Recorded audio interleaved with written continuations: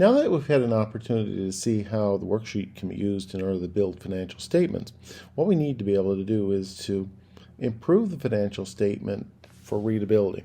We do that by classifying it. Now, what exactly is classifying? Well, classifying means putting common accounts together. It follows a certain clear format.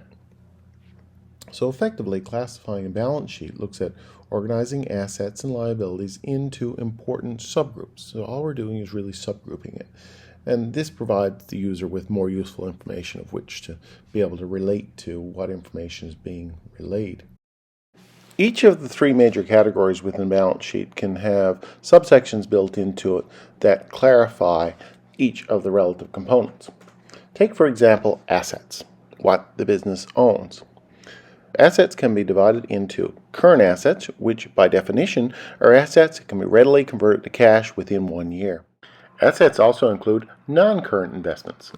Now, these non-current investments, opposite of current assets, are longer-lived investments that are not readily converted to cash but still hold value and can eventually be converted to cash.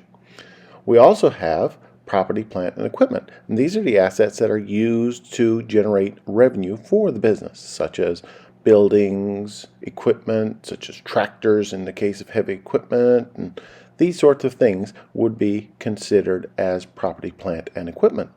And finally, we have something called intangible assets. Intangible assets are nothings. They are things like logos and trademarks that have no physical appearance, but still hold value to the company and would be recorded on the company's books as being worth something towards generating revenue for that business. If we look at this example for Elite Board Shop, you can see how the asset category is divided into the various subgroups. Take, for example, current assets. Current assets include things like cash, short-term investments, accounts receivable, merchandise inventory, prepaid expenses, which will give you a subtotal of current assets, in this case $44,400. The next subclassification is non-current investments. Non-current investments are investments that are held for more than 1 year of the operating cycle and not easily converted into cash. Let's take a look at a couple of the examples here. First of all, there's a notes receivable that are due March 31st, 2022. Now, the statement date is January 31st, 2020, so that's in 2 years' time. As a result, that would be non-current investment. We also have land, and the land is sat idle there. It's currently not used for operations, and maybe at some point in time it will be in the future. It's not going to be sold right away, so it would be considered a non-current investment. So the total investments then, and that would come to $66,000.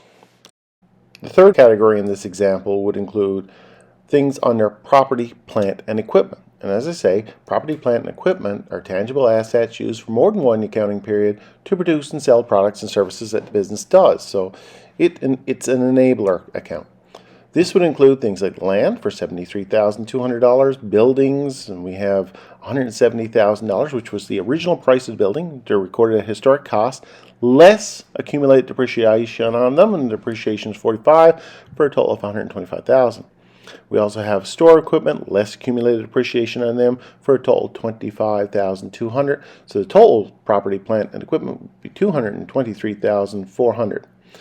The final subcategory is intangible assets, which are long-term resources used to produce and sell products and services, but they all lack physical form, so they're nothings effectively, but they still allow the business to generate money based on their usefulness.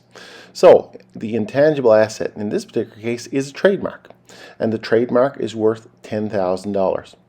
So what we do is we add all of the subcategories together, and that will give us total assets of $343,800.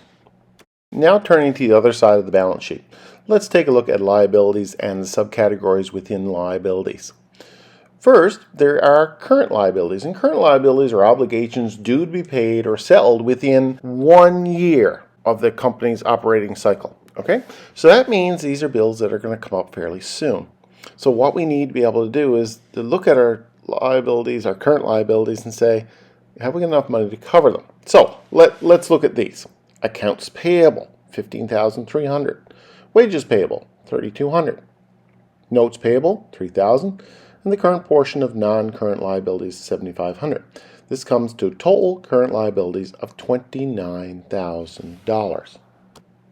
Next, we have non-current liabilities. Now, non-current liabilities are obligations due in a longer length of time than 1 year or one operating cycle of the company. So if we look at non-current liabilities for this example, there's a notes payable, so basically a loan, that is worth $150,000. So at some point in time into the future, the company will have to pay $150,000. It's not coming up immediately.